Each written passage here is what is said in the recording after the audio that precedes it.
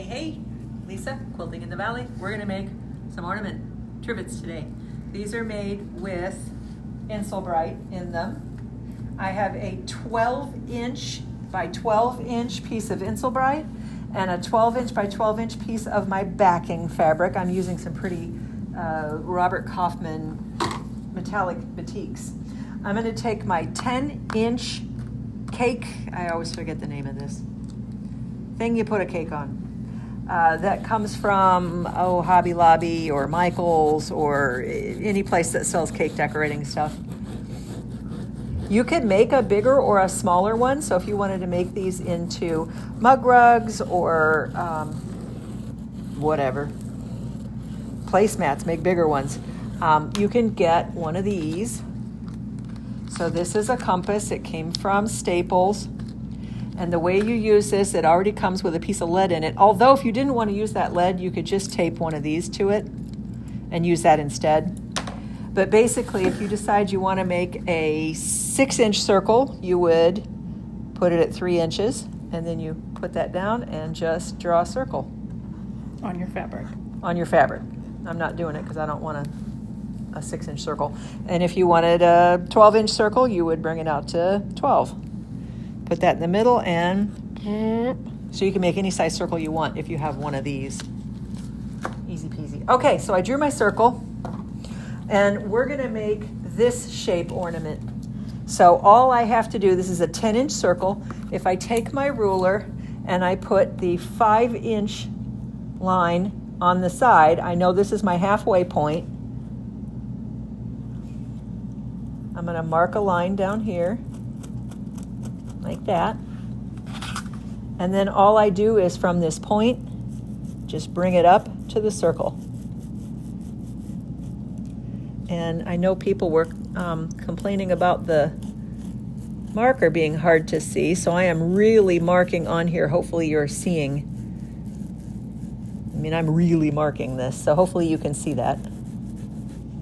Okay, so now I have this shape for this ornament. Okay, so the first thing I'm going to do, I'm going to go over to my sewing station. Somebody from a previous video was asking what kind of thread I'm using. So for this one, I'm actually using Isacord embroidery thread because it's gold and my binding is gold and I don't want to have to switch thread out. So I have it in my bobbin and on my top thread.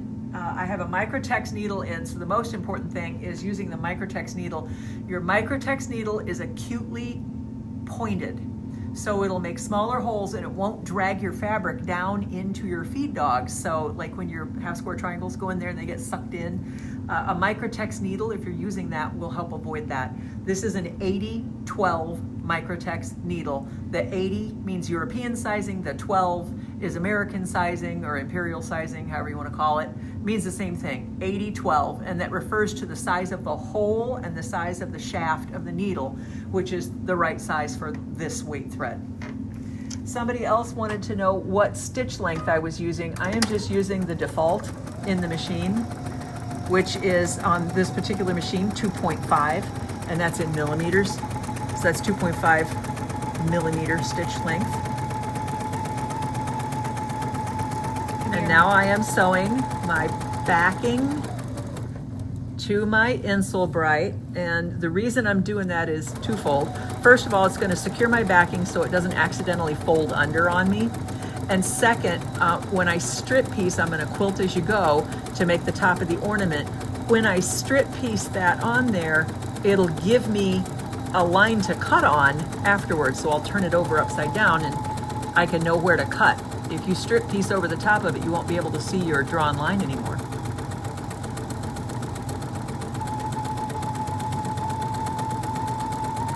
Okay, so now that's all sewn on, and I have my strips laid out here.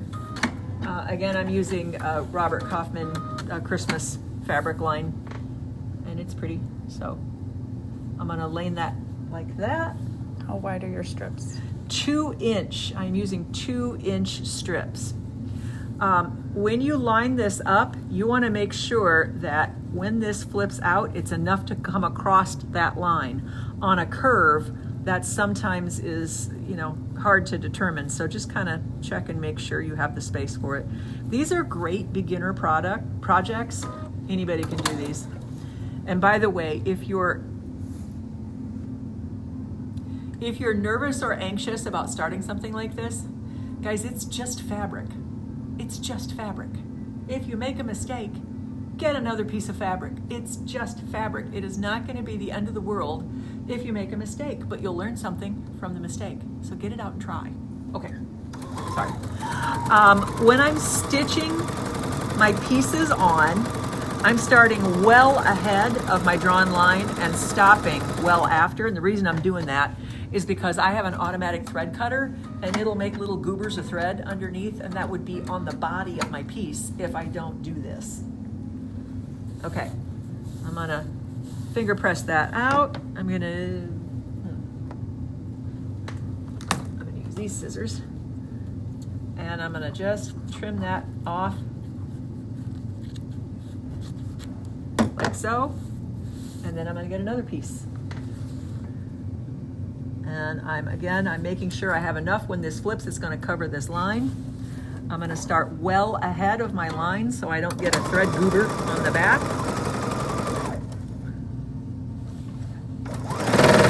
You could pin it if you wanted to. I don't very often want to. So, this is not rocket science. This is easy stuff. You just can't be afraid of it. Okay, I'm finger pressing that out, and then I'm gonna trim it. And I'll put my green one on, because I think that's big enough. Yes, it is. This fabric that I'm using does have metallics on one side. Typically batiks, it doesn't matter what side you use, but this one's got metallics on one side, so I have to make sure I have the right side facing down when I put them together, which I forgot on one of my samples.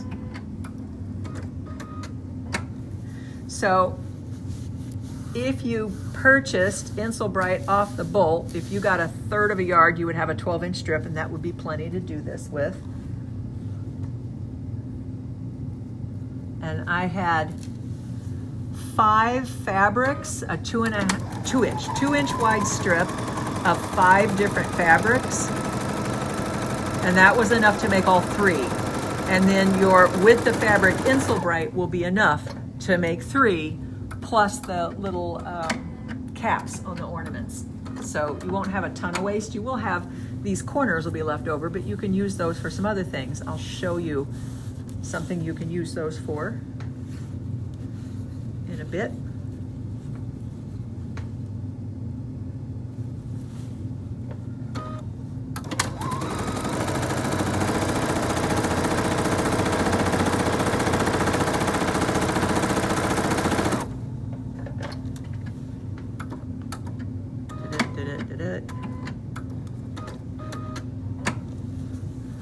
Press that out. It looks like I need to have one more piece on there. Oops. Let's use this one again.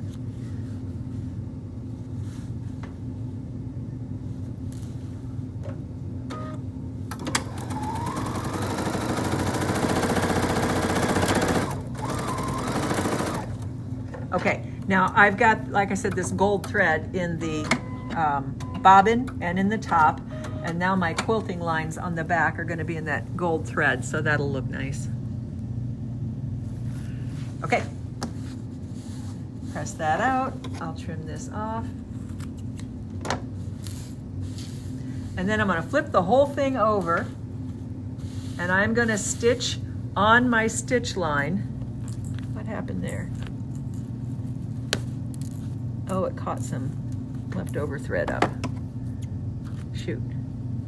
Well, whatever. Okay, so I'm going to go on my circular stitch line from before, and I'm going to go ahead and stitch my top layers through.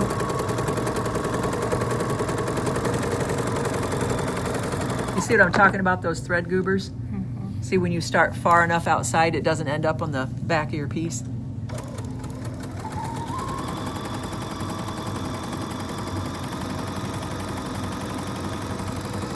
Okay, so I'm stitching all the way around on that outline stitch I did before. And now that's catching my front pieces and securing all of those so they don't turn over on themselves. And it'll make it easier when I trim this down. Okay, I'm all the way around. Now I'm going to take my scissors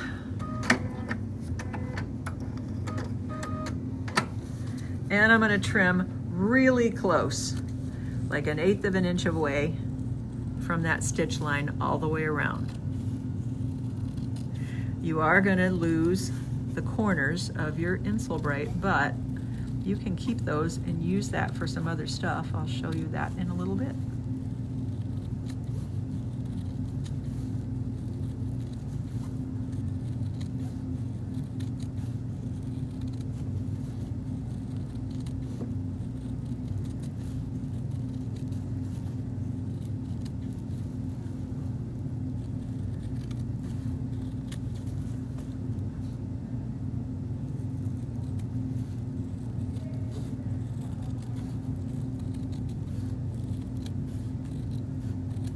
Okay, so now we have our ornament shape, and now I've got my binding that I'm gonna put my binding on. This is a 2 1/4 inch wide binding folded in half. Could you do this with bias binding? Absolutely. I didn't, but you definitely could. Could you pin all of this on? Absolutely. I just don't do a ton of pinning. I prefer to kind of mess around with my fingers. Okay, so I'm coming down into the point.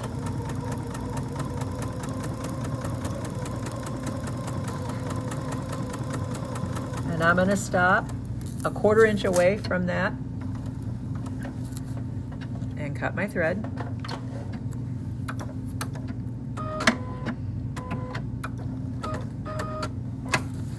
Then I'm gonna fold this like this and then back.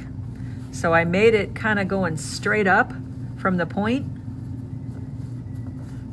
Kind of press that in there, and then I'm gonna fold it back at an angle, and that'll give me that kind of nice little fold at the point there. Okay, then I start from the outside edge and keep stitching. And just stop and readjust every time you need to. If you feel like you're, kind of getting off kilter, just stop and readjust. It's not a race. And I tell you what, the person judging you more than anybody else is going to be you. You are harder on yourself than anybody else will be. And all of your friends that don't sew, when they see something that you're making, they will be very impressed, even if you think it's not perfect. We all need to be less hard on ourselves.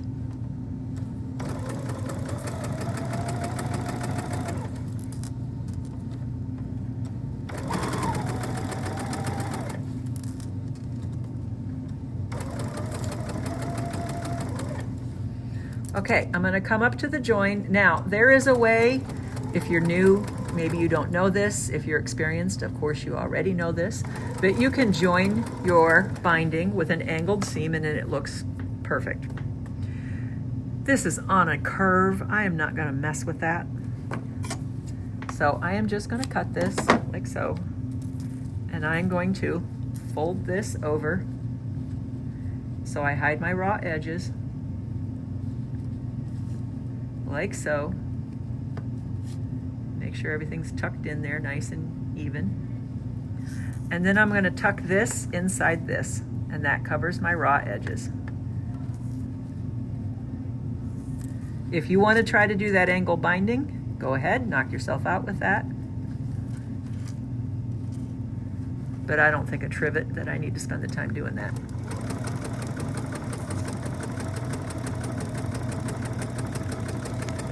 Okay, come around, and there I am. Now I gotta go press this so that I can turn it under and stitch it. So we'll run over there to the iron and just press that flat so that I can turn it all the way out. And of course my iron's gone dead. But I'm sure it's still hot, so. Okay, so what I'm doing is I'm pressing my seam out. I'm not worried about pressing it under at this point. I'm just getting the seam out.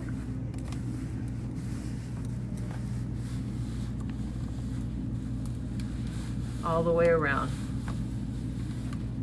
And that's so I have as much binding as I need to make sure that I catch it when I fold it over. Okay? Now we're gonna go stitch it on. I am machine stitching my binding down. If you want to hand stitch it, go ahead, hand stitch it. But this is a trivet, it'll be washed. And it doesn't need, in my mind, doesn't need to be hand stitched, so. I'm gonna get it started. I put my stitch in the ditch foot on. Every machine's got one. It has a blade that comes down right there, and you just line that blade up. You don't pay attention to where the needle is. You watch that blade. You line it right up. Oops. Can you tell your machine what foot you have on? Because it won't let you do it if you don't. Okay. Line that blade right up in that seam, and then your needle will just stitch right in that seam, and you'll have an invisible stitch. And I am just going to stop every so often and tuck that binding under. I am tucking the binding all the way up so I can feel the quilt sandwich in there. I'm tucking it all the way up so that there's no, loose or empty fabric there. And I'm going to come down to this point. I'm going to show you what I'll do with the point in just a second.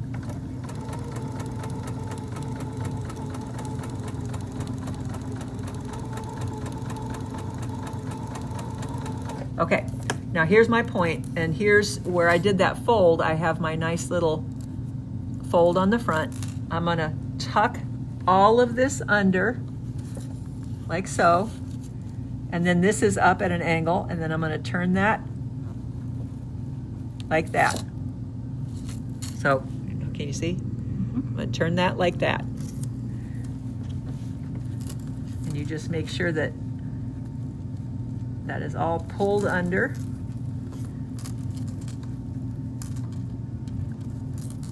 And keep stitching. When you get into the point, you're gonna stop and pivot. And then, oh, that just came undone. Ah, that's all right. No big deal. Okay. Pull that back under there, you little booger. Okay. And then I'll just start right. There we go. Start right at that point. If that hadn't slipped, I could have turned, but it slipped. Now, could I have pinned that? Yes, but it would not have remained pinned underneath the foot because of that blade would have pulled it out, or I would have sewn over it. And you don't want to sew over pins. You can throw your machine out of time. Now, that being said, I got a 1963 cast aluminum Singer at home that's sewn over I don't know how many threads or pins. It's fine. It never went out of time. Those are different times. These mechanical, computerized, do all the bells and whistles machines cannot handle it. If you run over pins and things like that, it'll throw them out of time. So don't do that with these new modern machines.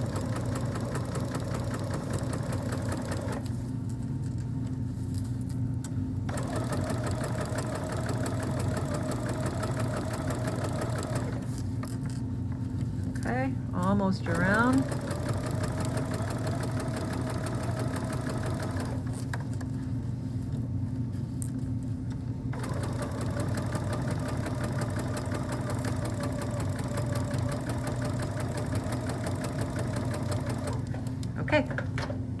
So now my binding is on and it's caught on the back. I can cut off any little threads we have extra, but that's what it looks like back here.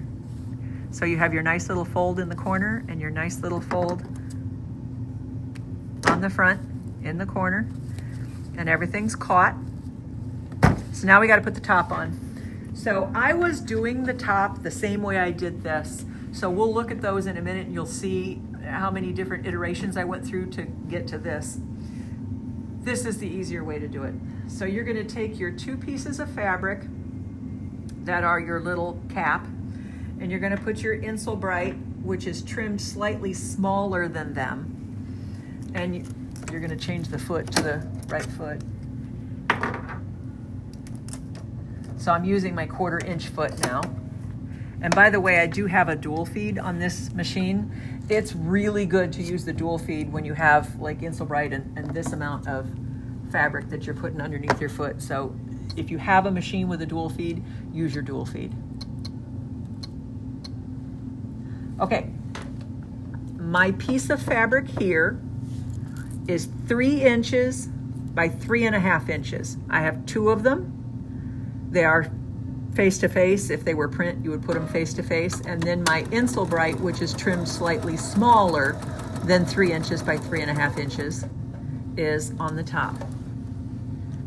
I'm going to sew a 1/4 inch all the way around my 3 inch by 3.5 inch piece.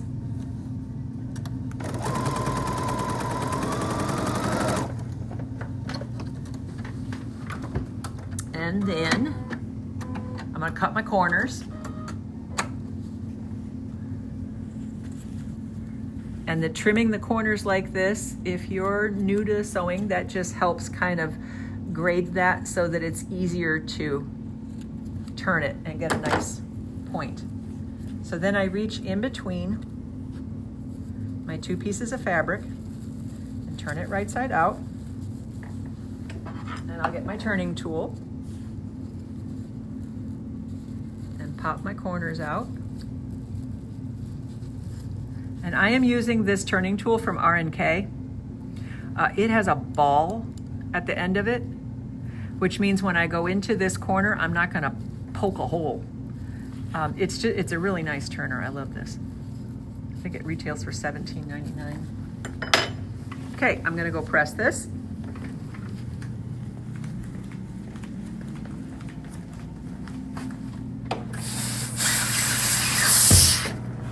And now we go back.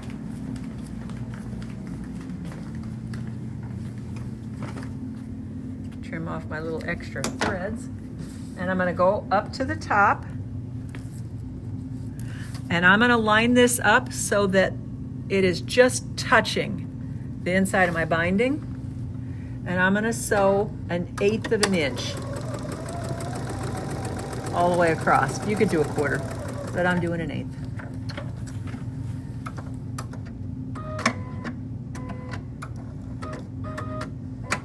Okay, and then I'm gonna pop it up.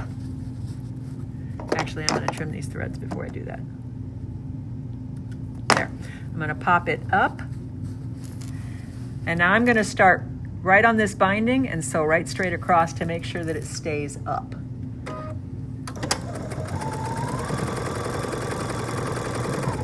And you can backstitch. I didn't, but you can.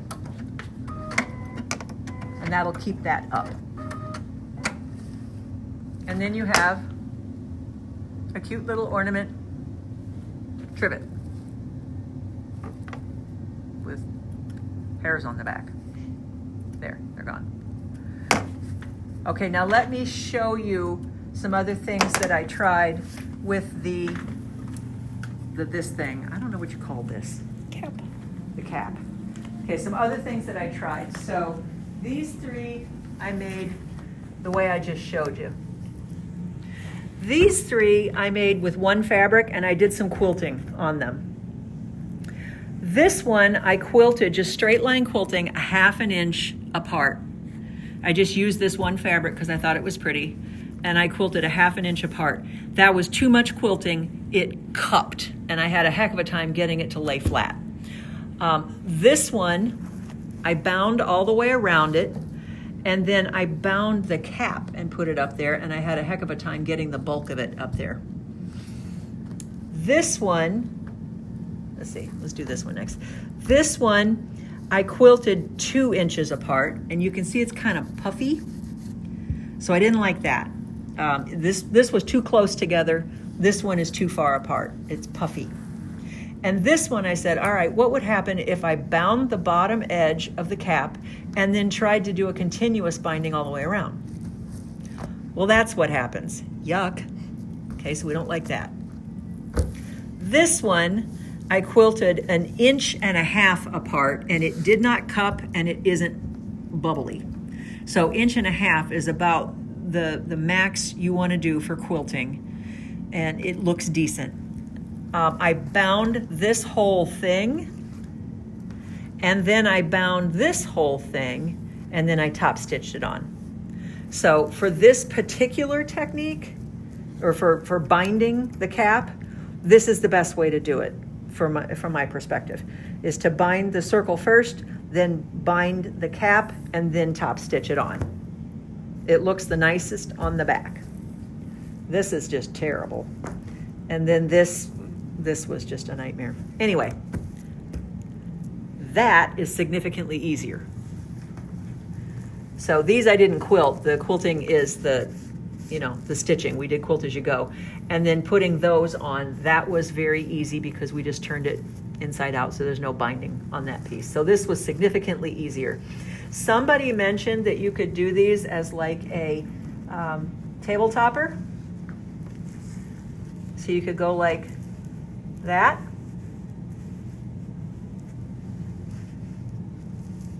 And there you've got a table runner, just sew them together. That's kind of a cute idea, although you don't see the point that way, so you'd maybe go like that. That's a cute idea. Anyway, or you could do like this and make enough to do a ring, and you could make like a wreath of them, and that would be kind of fun too. Anyway, they're fun to make. Now, here's the thing you can do with the extra this stuff, your corners and whatnot.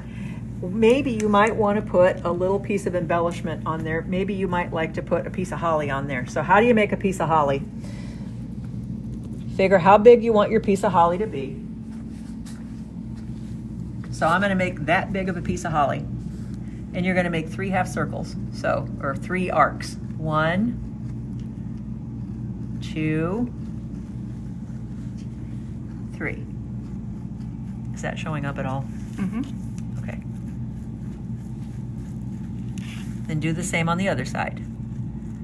3 half circles or arcs. 1, 2, 3. Lo and behold, you got yourself a piece of holly. I have a piece over here ready to stitch.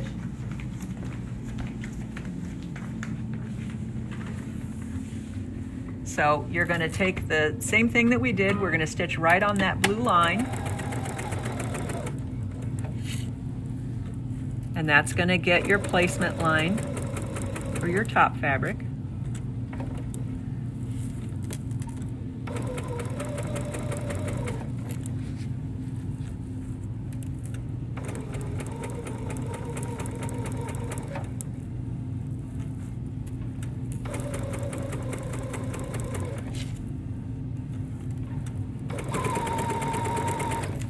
Okay, and then once you have that done,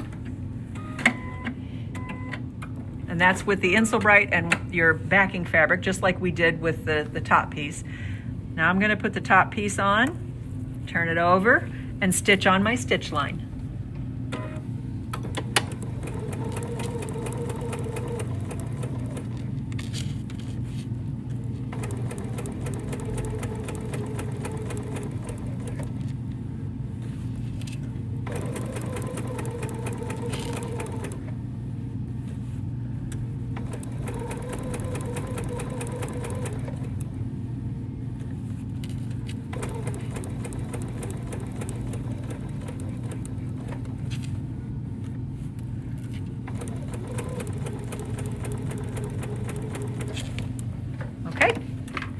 then I'm going to cut it out really close.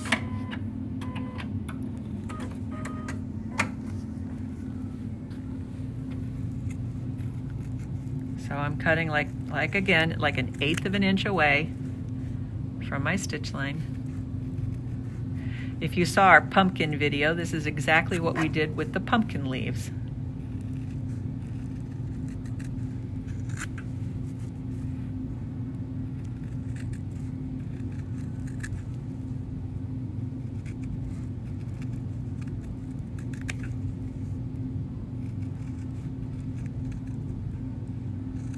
Okay, there's our little piece of holly. And now we can take this and, you know, maybe we want to put it on right there. Or maybe all the way at the top. I think it'll look better on the red piece. So I would probably just put it right there and just top stitch it on. You could make 2 of them and have a little gathering at the top. Cute. Okay. Those are fun. Make some of those for Christmas. They're fun. Make gifts. See you next time.